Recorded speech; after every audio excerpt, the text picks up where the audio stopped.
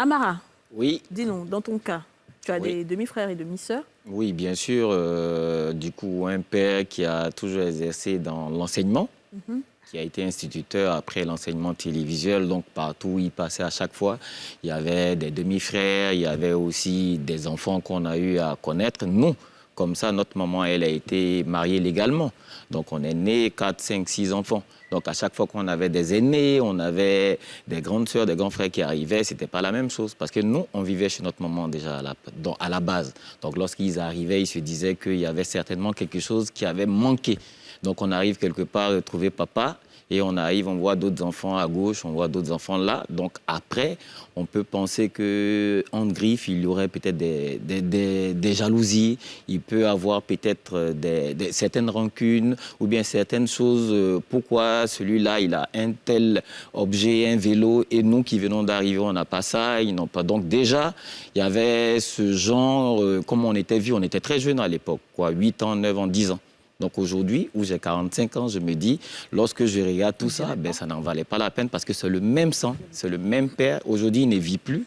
Donc on se dit, par la grâce de Dieu, tout ce qu'on a eu à vivre en son temps, en cette période, on l'a enterré. Mais sinon, après, il y avait assez de méchanceté. C'est ça que tu vas nous raconter, justement. On va pas survoler tout ça. C'est ça, ouais. Quand tu es parti, toi et tes frères, vous étiez avec votre maman. Et après, votre papa, il y a eu des enfants. Faire revenir tout ce qu'on avait comme demi-frères. On était là, on vivait ensemble. Tous ensemble dans la même maison. Tout le monde dans la même maison. Ce n'était pas l'ancien système où il y avait 3, 4, 5, 6 femmes avec plusieurs co-épousés. Nous, on était chez notre maman, donc avec nos grands cousins, nos grandes cousines et nos demi-frères.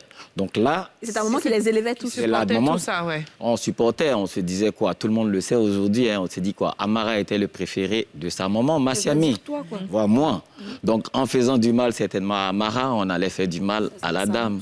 Donc en cette période, on était tout fin, tout chétif, un peu... Bon voilà, on mangeait pas bien, on se dit... Sur le doula, ça veut dire malinqué, voilà. Le petit frère, il va envoyer l'eau pour laver la main, il débarrasse, il revient. Donc, il y avait une sorte de bisoutage, même en dormant. Tu es obligé de te réveiller le premier, tu balais, après, tu arrives. Et là, en cette période, il le sait aujourd'hui, peut-être que j'ai laissé, j'ai un grand frère, Alassane Koulibaly. À chaque fois qu'on arrivait, il y avait des périodes à Boaké où il y avait l'Armentan, et puis des périodes où il faisait chaud. Donc, quand il fait chaud, on dort à la Belle Étoile. Donc, le petit se charge de ramasser le matelas, on arrive, et quand tu dors, à partir d'une certaine heure, il y a les moustiques. Donc, tu commences, tu termines, et quand tu ne le fais pas, il y a eu encore un arbitrage où, une fois, je dormais déjà à 21h.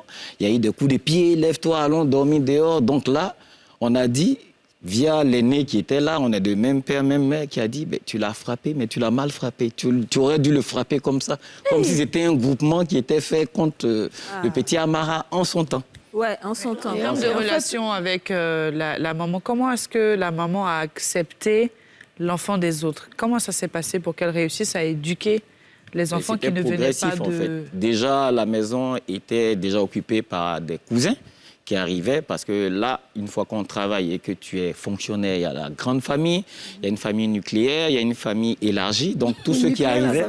Nucléaire, papa, maman, non, nucléaire, papa, maman, enfant. La petite Maintenant, la famille élargie, c'est tout le monde cousin, Beringer, comme on le dit partout en malinké. Donc, on était déjà assez... Et la maison qui était assez grande, on se disait quoi, la répartition, il y a papa, maman et il y a la chambre des filles. Et tous les garçons étaient dehors dans les indépendantes. Donc, en plus de ça, on partageait le salon en commun, les toilettes, la douche. Et puis, bon, les chambres n'étaient pas aussi, à cette époque, aussi ventilées. Il faisait chaud, il y avait l'aération à 2 battants. Donc, la nuit, il fait extrêmement chaud. Vous êtes beaucoup dedans. Beaucoup dedans, comme, on ne va pas dire boîte de sardines, mais c'était l'apprentissage, tout comme. Alors, moi, je vais juste, aujourd'hui, juste rebondir sur ce que chacun dit. Ouais. Alors, ce que tu as dit, comme tu as tiré quelque chose d'important, c'est-à-dire les relations entre toi et les demi-frères. Oui. Mais tu vas voir qu'avant que les demi-frères ne puissent venir chez toi, peut-être qu'on leur a déjà monté la tête, en fait. On leur a déjà dit, tu viens, tu vas voir, Amara, c'est le préféré de son papa ou de sa maman. Et comme cette maman, je ne l'aime pas, donc j'aimerais que tu maltraites l'enfant de cette dernière. En fait, on oublie de dire, tu t'en vas retrouver tes frères. Hein. C'est des gens avec qui tu seras toute la vie. Hein. C'est des gens, vous avez le même ADN. Hein. Demain, si tu as un problème de rein, on peut prendre chez quelqu'un quelqu'un venir greffer chez toi. Hein. C'est des gens qui pourront te sauver demain. Hein. C'est ta famille qui t'enterre. Ils vont pas dire ça, mais plutôt, on se sert des enfants pour venir venger une histoire dont les enfants sont innocents, qui n'ont rien à voir. Et c'est comme ça, justement, que le grand frère va s'associer pour dire, mais tu aurais dû le frapper comme ça, tu l'as pas bien frappé, parce qu'ils sont déjà gambés. Tu deviens leur ennemi, pas parce que les enfants veulent... C'est vrai que les enfants, naturellement, il y a une petite jalousie. Il y a toujours un qui est un peu plus méchant que l'autre. Ça arrive. Hein. Tu as mis les enfants, toi même pas nos frères.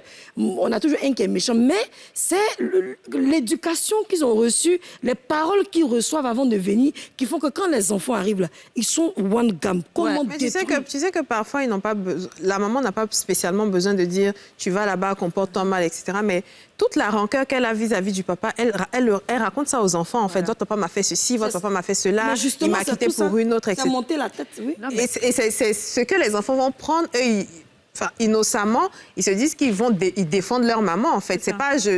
Parfois même, ils n'ont pas conscience. C'est plus tard, ils vont se rendre compte que, mais en fait, j'ai détruit de belles relations avec mes frères, alors que c'était pas mon problème, en fait. C'était le problème des adultes. Et c'est ce qu'on dit à chaque fois. Il faut que les parents règlent leurs problèmes entre eux, en mettant les enfants en dehors. Parce que à la fin de la journée, ce sont des frères. Vous allez partir, ils seront là. On suppose, par exemple, qu'il y a un seul d'un côté et il y a 6 ou 7 de l'autre. Quand les parents vont partir, il sera seul.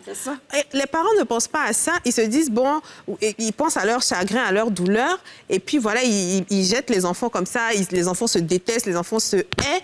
On ne comprend pas pourquoi. Et puis après, bon, voilà quoi. Tu sais, souvent, moi, je me dis, hein, c'est aussi, il faut pas qu'on mette tout sur la femme. Il y a aussi la responsabilité du père. Oui. Parce que tu as eu une relation, ça s'est mal passé, tu as eu des enfants avec cette personne-là.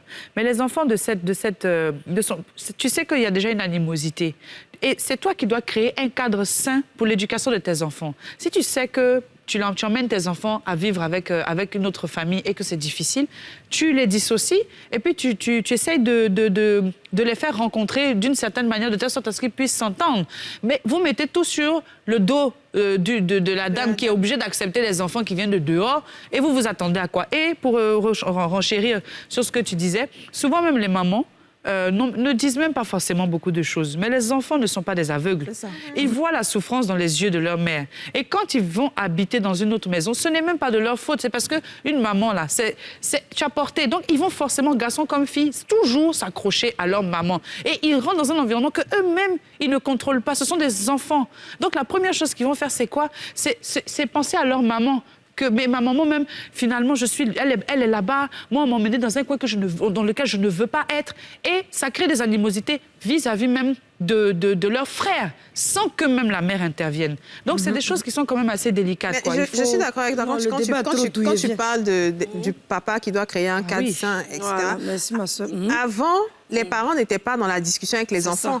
On exécutait. On te prend aujourd'hui, on te met là-bas. Ni la maman, ni les enfants ne peuvent dire quoi que ce soit. Je récupère mon enfant, je veux qu'il vienne vivre. Pourquoi? Parce que des fois... il veut que les enfants aient la même éducation, donc l'éducation que lui, il donne. Il ne veut pas forcément que l'enfant reste chez sa maman. La maman, n'ayant pas de moyens, ne peut pas s'opposer. Il récupère l'enfant. L'enfant est pris de manière brutale. Il n'a pas envie de quitter sa mère, donc il est pris de manière brutale. Il arrive... Tout ce que tu peux faire, peut-être pour que demain, l'enfant, il se dit, bon, si je me comporte mal, peut-être qu'il va me ramener chez ma maman. Donc, il va se comporter mal et vis-à-vis de ses frères et vis-à-vis de la femme qui est là. Et en plus de ça, même celle qui est à la maison, parfois, on ne lui demande pas son avis. On soulève l'enfant, vient le déposer, tu l'éduques. C'est bien dit, déjà. Merci. C'est ça, en fait. J'adore ce que tu dis. On ne demande pas son avis. La responsabilité, malheureusement, du père. Parce que tu n'enlèves pas les enfants à une mère, tu n'arraches pas. Peu importe ce que la mère a pu te faire comme difficulté, ça reste une mère. Donc, tu laisses les enfants avec la mère, tu donnes l'argent à la maman pour s'occuper de tes enfants. Si vraiment tu vois que la maman n'est plus en capacité intellectuelle de s'occuper de tes enfants, là, tu peux les prendre. Mais vous êtes inspirés, les filles.